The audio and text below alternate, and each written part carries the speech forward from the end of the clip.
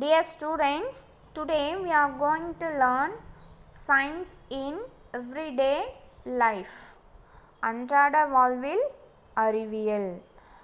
In this video, we are going to know about scientists from Tamil Nadu. Let's see introduction. Science has helped us to find solution to many of our problems.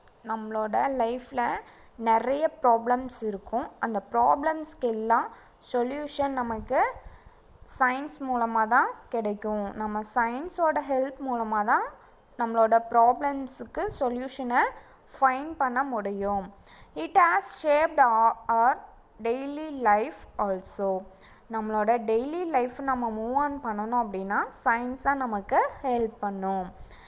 The world we are living in is not the same as before. It is changing every day, in fact every hour. நம்மளோட living world எப்படி இருக்கும் அப்படின்னா எப்போவும் ஒரே மாதிரியாக இருக்காது, change ஆகிக்கிட்டே இருக்கும். ஒவ்வொரு நாளும் ஒவ்வொரு மணி நேரமும் ஒவ்வொரு செகண்டும் என்ன பண்ணும், வேர்ல்டு சேஞ்ச் ஆகிக்கிட்டே இருக்கும். we see lot of changes around us. நம்மளை சுற்றி நிறைய சேஞ்சஸ் நடந்துக்கிட்டு தான் இருக்கும். some of them are reversible and some of them are irreversible. அந்த மாதிரி நிறைய சேஞ்சஸ்லாம் நடக்கும். அந்த சேஞ்சஸ் எப்படி இருக்கும்னா சம்டைம்ஸ் ரிவர்சிபிளாக இருக்கும், மறுபடியும் பழைய நிலைமைக்கு மாறக்கூடியதாக இருக்கும். some of them irreversible, change ஆனதுக்கப்புறம் பழைய நிலைமைக்கு மீள முடியாததாக இருக்கும். irreversible changes like burning of wastes pollute our home and school environment. இந்த மாதிரி irreversible சேஞ்சஸை நம்ம பேர்ன் பண்ணும் போது, வேஸ்ட் எல்லாம் பேர்ன் பண்ணும் போது நம்மளை சுற்றி என்ன ஆகும் அப்படின்னா பொல்யூஷன் ஆகும். நம்மளோட ஹோம் அண்ட் ஸ்கூல் என்விரான்மெண்ட் எல்லாம் என்ன ஆகும், பொல்யூட் ஆகும். ரிவர்சிபிள் அப்படின்றதுக்கு எக்ஸாம்பிள் என்ன சொல்லலாம்னா ஐஸ். நம்ம ஐஸ் க்யூபை ஹீட் பண்ணோம் அப்படின்னா வாட்டராக கன்வெர்ட் ஆகும். மறுபடியும் அந்த வாட்டரை நம்ம ஃப்ரீஸ் பண்ணோம் அப்படின்னா ஐஸ் க்யூபாக சேஞ்ச் ஆகிடும். இதுதான் ரிவர்சிபிள். அண்ட் இர்ரிவர்சிபிள் அப்படின்றதுக்கு எக்ஸாம்பிள் என்னென்னு பார்த்தோம்னா பேப்பர். ஓகே, இப்போது பேப்பரை நம்ம பேர்ன் பண்ணோம் அப்படின்னா நமக்கு என்ன ஆகும், இந்த பேப்பர் பேர்ன் ஆகி நமக்கு ஆஸ் தான் கிடைக்கும். இதனால் என்ன ஆகும் அப்படின்னா நம்ம சுற்றி இருக்கக்கூடிய என்விரான்மெண்ட் பொல்யூட் ஆகும். Okay, we need to know about waste management and proper disposal of wastes. Let us study about them in this lesson. நம்ம என்ன பண்ணணும், வேஸ்ட் மேனேஜ்மெண்ட் பற்றி தெரிஞ்சுக்கணும் அண்ட் ப்ராப்பராக எப்படி வேஸ்ட் எல்லாம் டிஸ்போஸ் பண்ணணும் அப்படின்றதையும் தெரிஞ்சுக்கணும். இதை பற்றி தான் நம்ம என்ன பண்ண போகிறோம், இந்த லெசனில் பார்க்க போகிறோம். வேஸ்ட் மேனேஜ்மெண்ட் பற்றியும் அது எப்படி ஈஸியாக டிஸ்போஸ் பண்ணுறது பற்றியும் இந்த லெசனில் டீட்டெயிலாக பார்க்க போகிறோம். Okay, first we going to see scientists from Tamil Nadu. தமிழ்நாட்டிலே என்னென்ன சயின்டிஸ்ட்லாம் இருக்காங்க அப்படின்றத ஃபஸ்ட் பார்க்க போகிறோம். Okay, Tamil Nadu has a long history of science since ancient times. Ancient பீரியட்லேயே இருக்கக்கூடிய ஹிஸ்ட்ரியில் என்ன இருக்குது அப்படின்னா அதிகமாக சயின்ஸ் இருக்கும். Scientific concepts can be seen in ancient Tamil literatures. Ancient periodல இருக்கக்கூடிய தமிழ் லிட்ரேச்சர்லேயே என்ன இருக்கும் அப்படின்னா மோஸ்ட்லி scientific concepts தான் இருக்கும். Tamil Nadu has produced many scientists who have contributed to the world of science. தமிழ்நாட்டிலேருந்து தான் நிறைய சயின்டிஸ்ட் எல்லாம் உருவாகியிருக்காங்க நம்ம வேர்ல்டில் அப்படின்னு சொல்லியிருக்காங்க. The following table gives the names of some of the scientists from Tamil Nadu and their contributions. For example, some scientists name and their work and contributions எல்லாம் கொடுத்துருக்காங்க. அதை தான் நம்ம பார்க்க போகிறோம். Okay, let's see name of the scientist, department, contribution. Okay, scientist name பார்க்க போகிறோம். அவங்க என்ன டிபார்ட்மெண்ட்டில் எக்ஸ்பெரிமெண்ட்லாம் பண்ணாங்க, ஒர்க் பண்ணாங்க, என்ன ஸ்டடி பண்ணாங்க அப்படின்றத பார்க்க போகிறோம். அண்ட் கான்ட்ரிபியூஷன், அந்த டிபார்ட்மெண்ட்டில் அவங்க என்ன ஒர்க் பண்ணாங்க, எதை கண்டுபிடிச்சாங்க அப்படின்றத தான் நம்ம பார்க்க போகிறோம். First one, doctor M S Swaminathan. இவங்களோட department genetics. Okay, he held varieties of wheat and rice. இவங்க என்ன பண்ணாங்க அப்படின்னா வீட் அண்ட் ரைஸில் நிறைய வெரைட்டிஸை ப்ரொடியூஸ் பண்ணாங்க. அண்டு கான்ட்ரிபியூஷன் என்னன்னு பார்த்தோன்னா க்ரீன் ரெவல்யூஷன் அப்படின்றத ஐடென்டிஃபை பண்ணாங்க. நெக்ஸ்ட், ஸ்ரீனிவாச ராமானுஜம். இவங்க மேத்தமெட்டிக்ஸ் டிபார்ட்மெண்ட்டில் இருந்தாங்க. இவங்களோட கான்ட்ரிபியூஷன் என்னன்னு பார்த்தோன்னா composite numbers. Next, Venkatraman Radhakrishnan, department biology. Contribution structure of ribosome. Next, doctor A P J Abdul Kalam, department aeronautical engineering. Contribution missile development. Next one, sir C V Raman, department physics. Contribution scattering of light. Okay, next let's see about Sir C.V. Raman, 1888-1970. Chandrasekhara Venkata Raman was born at Tiruchirappalli, Tamil Nadu on 7th November 1888. Sir C.V. Raman அப்படின்ற இவங்களோட full form என்னன்னு பார்த்தோன்னா சந்திரசேகர வெங்கட ராமன். இவங்க திருச்சிராப்பள்ளியில் பிறந்தாங்க. என்னைக்கு பிறந்தாங்க அப்படின்னு பார்த்தோன்னா 7th November 1888 பிறந்தாங்க. In 1904 he completed his Bachelor of Arts degree at Presidency College, Chennai.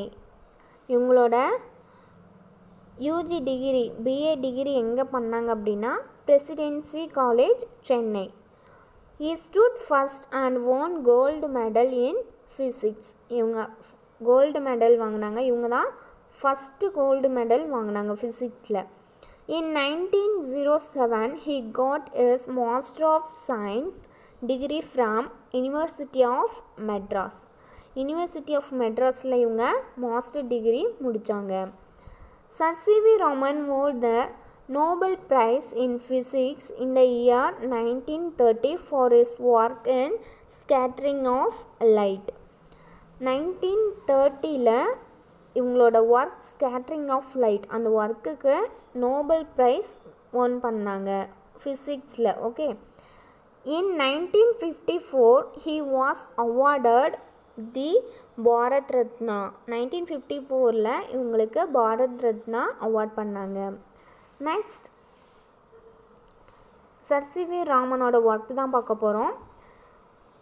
Blue appearance of sky. Sky எப்படி ப்ளூ கலரில் இருக்குது அப்படின்றது இவர் கண்டுபிடிச்சாங்க. இதுக்காக தான் இவங்க நோபல் ப்ரைஸ் ஒன் பண்ணாங்க. One day in the summer of 1921 Sir C.V. Raman was on the deck of a ship sailing in the Mediterranean Sea. இவங்க சம்மரில் 1921 என்ன பண்ணாங்க, சர் சிவி ராமன் ஷிப் சைலிங்கில் போயிட்டுருந்தாங்க. மெடிட்டரேனியன் சீயில் போயிட்டுருந்தாங்க. He was observing the blue color of the sky and started reasoning it. இவங்க ஸ்கையை observe பண்ண ஆரம்பித்தாங்க. ப்ளூ கலரில் இருக்கிறத அப்சர்வ் பண்ணாங்க. அண்ட் அது எப்படி ப்ளூ கலரில் இருக்குது அப்படின்னு கண்டுபிடிக்க ஆர்வமாக இருந்தாங்க. He concluded that sunlight is scattered by the gases and particles present in the air. Observe பண்ணிவிட்டு அதுக்கப்புறம் இவங்க கன்க்ளூட் பண்ணாங்க, இது மூலமாக இப்படி ப்ளூ கலரில் இருக்குது அப்படின்னு. சன்லைட் வந்து ஸ்கேட்டர் ஆகுது எது மூலமாக அப்படின்னா கேஸஸ் அண்ட் பார்ட்டிகல்ஸ் ஸ்கையில் இருக்கிறது ஹேரில் இருக்கிறத கன்க்ளூட் பண்ணாங்க. The white light we see is composed of different colors such as violet, indigo, blue, green, yellow, orange and red. White colour லைட்டில் நிறைய கலர்ஸ் இருக்குது. ஒயிட் லைட்டில் நிறைய கலர்ஸ் இருக்குது. என்னென்னு பார்த்தோன்னா 7 கலர்ஸ் விப்ஜியான்னு சொல்லுவோம். Violet, indigo, blue, green, yellow, orange and red. இந்த எல்லா கலர்ஸும் இருக்குது. among these colors blue is scattered more. இந்த 7 கலர்ஸில் ப்ளூ கலர் அதிகமாக ஸ்கேட்டர். அது ஸ்கேட்டர் மீன் ஸ்ப்ரெட் ஓவர் லார்ஜ் ஏரியா. நிறைய இடத்துல அதிகமாக ஒளி சிதறல் ஆகிறது தான் ஸ்கேட்டர் அப்படின்னு சொல்லுவோம். ப்ளூ கலர் அதிகமாக ஸ்கேட்டர் ஆகுது அப்படின்றத அப்சர்வ் பண்ணாங்க. Because of this reason sky appears blue most of the time. இந்த ரீசன்னால தான் ப்ளூ கலர் அதிகமாக ஸ்கேட்டர் ஆகுதுனால தான் ஸ்கை நிறைய லாங் டைமுக்கு என்ன ப்ளூ கலரில் தெரியுது அப்படின்னு சொல்கிறாங்க. During sunrise and sunset rays have to travel long distance. As they travel all other colors except red are scattered. இந்த மாதிரி சன்ரைஸ் ஆகும்போதும் சன்செட் ஆகும்போதும் லைட் ரேஸ் ட்ராவல் ஆக ரொம்ப நேரம் ஆகும். அதே மாதிரி லாங் டிஸ்டன்ஸில் இருக்கும். ஸோ ரெட் கலர் தவிர மற்ற எல்லா கலர்ஸும் அதிகமாக ஸ்கேட்டர்ட் ஆகும். So sky appears red at sunrise and sunset. Sunrise ஆகும்போதும் சன்செட் ஆகும்போதும் ஸ்கை எப்படி இருக்கும் அப்படின்னா ரெட் கலரில் இருக்கும் அப்படின்னு சொல்கிறாங்க. Okay, do you know National Science Day is celebrated on 28th of February in order to commemorate the invention of the Raman effect by Sir Chandrasekhara Venkat Raman on the same day in the year 1928. National Science Day அப்படின்றத எதை base பண்ணி கண்டுபிடிச்சாங்க அப்படின்னா celebrate பண்ணுறாங்க அப்படின்னு பார்த்தோன்னா sir C V Raman இந்த blue appearance of sky இதை ஐடென்டிஃபை பண்ண ராமன் எஃபெக்ட் அப்படின்றத இன்வென்ஷன் பண்ணாங்க. எப்போது பண்ணாங்க அப்படின்னா 1928 இயரில் சேம் டேட் 28th ஆஃப் ஃபிப்ரவரியில் இன்வென்ஷன் பண்ணாங்க. இதனால தான் அதை ஞாபகமாக இருக்கணும் அப்படின்றதுக்காக நேஷ்னல் சயின்ஸ் டேவாக செலிப்ரேட் பண்ணிகிட்ருக்கோம். ராமன் எஃபெக்ட் அப்படின்றத இன்வென்ஷன் பண்ண இயர் அண்டு டேட்டு தான் நம்ம நேஷ்னல் சயின்ஸ் டேவாக செலிப்ரேட் பண்ணிகிட்ருக்கோம். Okay, next scientist doctor A P J Abdul Kalam 1931-2015. Avul Bagir Jainuddin Abdul Kalam was an aeronautical scientist. இவர் அப்துல் கலாம் அப்படின்றது ஏரோநாட்டிக்கல் சயின்டிஸ்ட். ஓகே, இவரோட நேமோட ஃபுல் ஃபார்ம் என்னன்னு பார்த்தோன்னா அவுல் பகீர் ஜெயினுலாப்தீன் அப்துல் கலாம். இதை தான் ஷார்ட்டாக நம்ம ஏபிஜே அப்துல் கலாம் அப்படின்னு சொல்லுவோம். He was born on 15th October 1931 in Rameswaram, Tamil Nadu.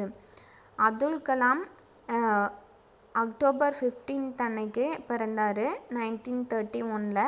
எங்கே பிறந்தாங்க அப்படின்னா Rameswaram, Tamil Nadu. Okay, he got a Bachelor of Science degree from St. Joseph's College, Tiruchirappalli in 1954. 1954 A P J Abdul Kalam அவங்களோட பேச்சுலர் ஆஃப் சயின்ஸ் டிகிரியை சென்ட் ஜோசப் காலேஜ் திருச்சிராப்பள்ளியில் படித்தாங்க, கம்ப்ளீட் பண்ணாங்க.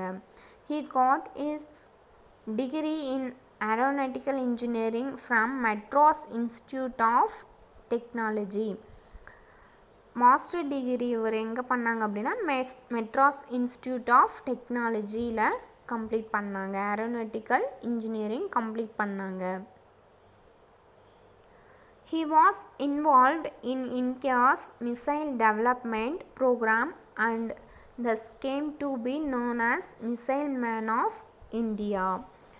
இந்தியாவோட மிசைல் டெவலப்மெண்ட் ப்ரோக்ராமில் ஏபிஜே அப்துல் கலாம் இந்தியாவுக்காக இன்வால்வ் ஆனாங்க. இதனால தான் இவரை மிசைல் மேன் ஆஃப் இந்தியா அப்படின்னு சொல்லுவோம். He also served as the President of India 2002 to 2007 and widely referred to as the People's President. இவர் இந்தியாவோட பிரசிடெண்ட்டாகவும் இருந்திருக்காரு. எப்போ அப்படின்னா 2002 to 2007 and he called as People's President. இவங்க என்னன்னு சொல்லுவோம்? பீப்புள்ஸ் பிரசிடெண்ட் அப்படின்னு சொல்லுவோம். He was awarded Padma Bhushan in 1981, Padma Vibhushan in 1990 and Bharat Ratna 1997. இவங்க என்னென்ன அவார்ட்லாம் வாங்கியிருக்காங்கன்னு பார்த்தோன்னா Padma Bhushan, Padma Vibhushan and Bharat Ratna. He has written many books like Wings of Fire, India 2020 and Ignited Minds. A P J Abdul Kalam என்ன பண்ணியிருக்காங்கன்னா நிறைய புக்ஸ் ரைட் பண்ணியிருக்காங்க. For example Wings of Fire, India 2020 and Ignite Minds. Okay dear students, today class is over. We will see in next class. Okay, thank you.